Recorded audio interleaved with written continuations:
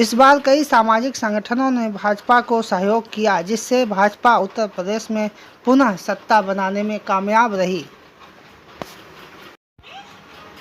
शिल्पकार प्रजापति तमाम सामाजिक संगठनों ने आज दारुसफा में सामाजिक बैठक करके अगली रणनीति तय की है। देखिए एक खास रिपोर्ट।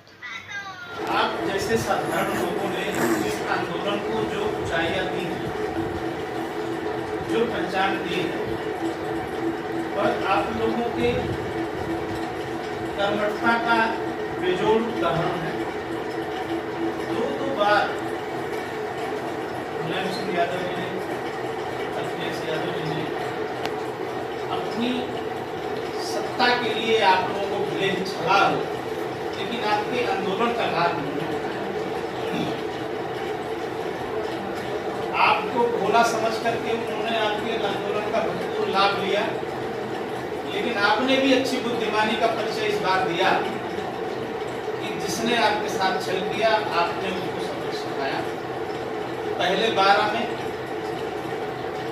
आपने उनको सत्ता से उखाड़ा और आपने बाकायदे उनके विरुद्ध राजपाल सिंह प्रजापति, किस संस्था से? प्रजापति महासभा के राष्ट्रीय अध्यक्ष बुलंदशहर।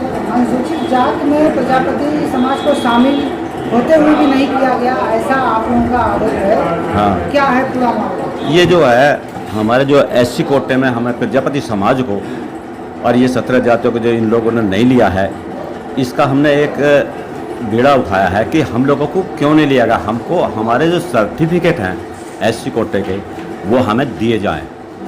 इसको आगे बढ़ाने के लिए, सर्टिफिकेट बनवाने के लिए हम लोगों ने ये एक मीटिंग का आयोजन किया है और इस मीटिंग में ये निर्णय किया कि हमें किस तरकीब से, कौन से नियम से, किस ढंग से हमको ये सर्टिफिकेट दिया जाए।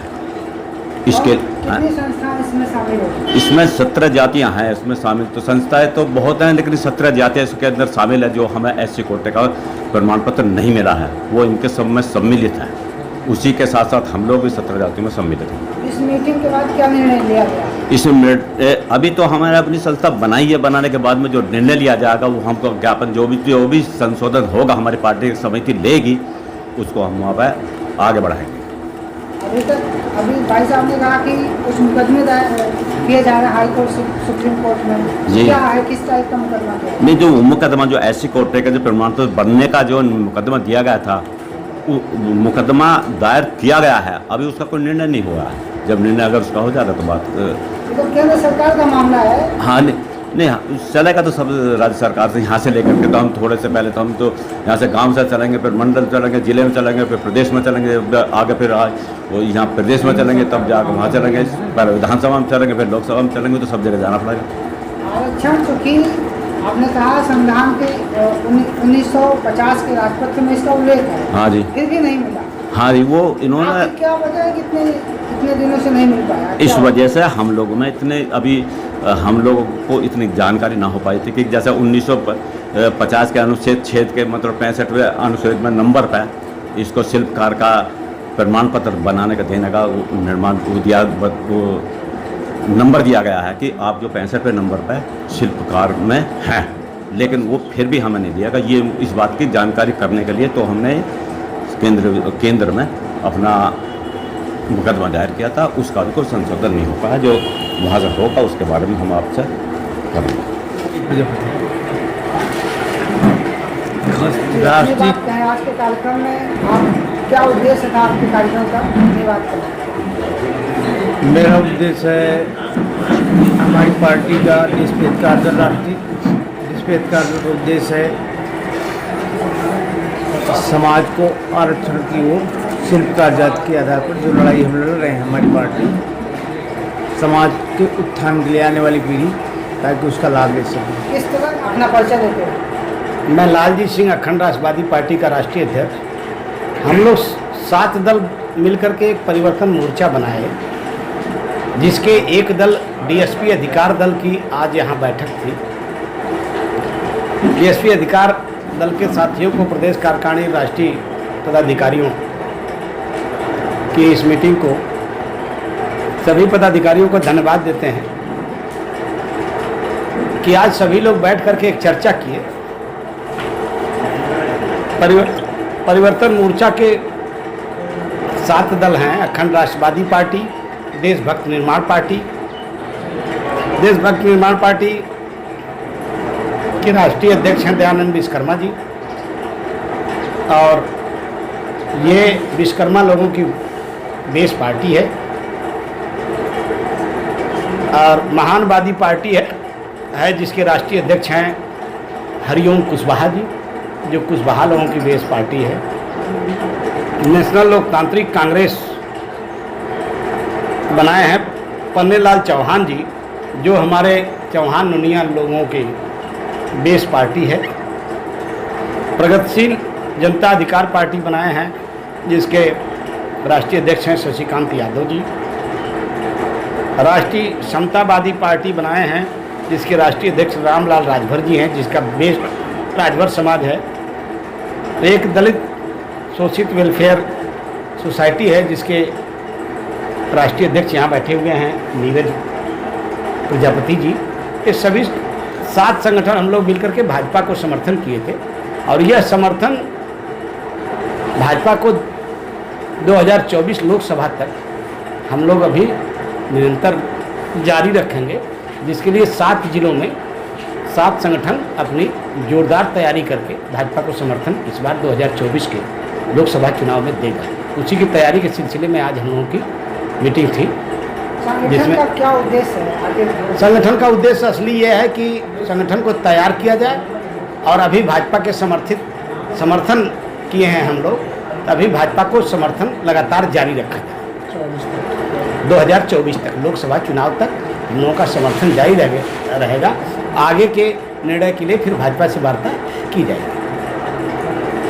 इस संबंध में आप क्या कहना चाहेंगे अपने परिचय के साथ? मैं दलित शोषित वेलफेयर सोसाइटी का कार्यकारी राष्ट्रीय अध्यक्ष, मेरा नाम नीरज प्रजापति है। हमने 7 दलों ने मिलकर भारतीय जनता पार्टी को 2022 में विधानसभा चुनाव में समर्थन दिया था, और हमने जो समर्थन दिया उसी का ये नतीजा है कि उत्तर प्रदेश में ऐतिहासिक जीत भारतीय जनता पार्टी की हुई है। और आज जो बैठक में निर्णय लिया गया है कि 2024 के लोकसभा के चुनाव तक हम 7 दल मिलकर भारतीय जनता पार्टी को अपना समर्थन बरकरार रखेंगे। आखिर इसके पीछे और क्या कारण है? इसने संगठन मिलकर समर्थन किया और सरकार बनाया, क्या कारण? भारतीय जनता पार्टी और इसके अलावा कोई विकल्प नहीं है ना। क्षेत्रीय पार्टियां, बहुजन समाज पार्टी वो खत्म हो चुकी है, कांग्रेस का कहीं वजूद नहीं रहा, सपा है, सपा का उनके परिवार में इतना विरोध है, तो एक विकल्प नहीं है। और क्या वजह मानते हैं इन पार्टियों को खत्म होने के पीछे का, क्या वजह मानते हैं? इन पार्टियों के पीछे खत्म होने का मतलब है हम जैसे छोटे दल जो सक्रिय हुए हैं, जातीय राजनीति जो चालू हुई है, जातियों की पार्टी बनी है, उन सबके आने के बाद ये पार्टियों का वजूद खत्म होता चला गया। आरक्षण भी एक मुद्दा है लोगों का। हाँ, तो क्या वजह है? ये भी एक कारण है। आरक्षण का भी मुद्दा है। बहुजन समाज पार्टी जो 17 जातियों का जो आरक्षण का मामला था, सबसे ज़्यादा विरोध बहुजन समाजवादी पार्टी ने किया, और यही नतीजा रहा कि बहुजन समाज पार्टी दिन पर दिन मतलब खत्म होती चली गई, और आज बिल्कुल उत्तर प्रदेश से समाप्त हो चुकी है। संविधान में तो कई जातियां, लेकिन 17 जातियों का नाम कब से और कहां से आया? 17 जातियों का नाम 20 साल से चला आ रहा है, और शिल्पकार एक जाति है जो सन 50 से ही अनुसूचित जाति की श्रेणी में थी, लेकिन आज तक उनके सर्टिफिकेट इशू नहीं हुए, और आज भी 64वें नंबर पर अनुसूचित जाति की श्रेणी में है। सम्मिलित होते हुए भी उन्हें अनुसूचित जाति का लाभ नहीं मिल रहा। इसी वजह से ये जाति जो ये पार्टी थी, बहुजन समाज पार्टी और सपा, दिन पर दिन समाप्ति की ओर हो चुकी है। यानी अब भाजपा के साथ पूरे संगठन 2024 तक पूरी तरीके से 7 के 7 दल रहेंगे, और 2024 में फिर हिंदुस्तान में भारतीय जनता पार्टी की सरकार बनाएंगे। और आपका हक अधिकार मिलकर रहेगा? हाँ, हमारा हक अधिकार मिलकर रहेगा इसी के समर्थन में, क्योंकि भारतीय जनता पार्टी को जो समर्थन दिया है हमने इसी बेस पे दिया है कि जो हमारा मेन जो मूल मांग है शिल्पकार जाति की, जो हम अनुसूचित जाति में होते हुए भी और हमें आज तक उसके सर्टिफिकेट इशू नहीं हुए। इन बातों पर हमारी सहमति हुई थी और इसी वजह से हमने भारतीय जनता पार्टी को समर्थन दिया और ये समर्थन बरकरार 2024 तक रहेगा और 2024 से पहले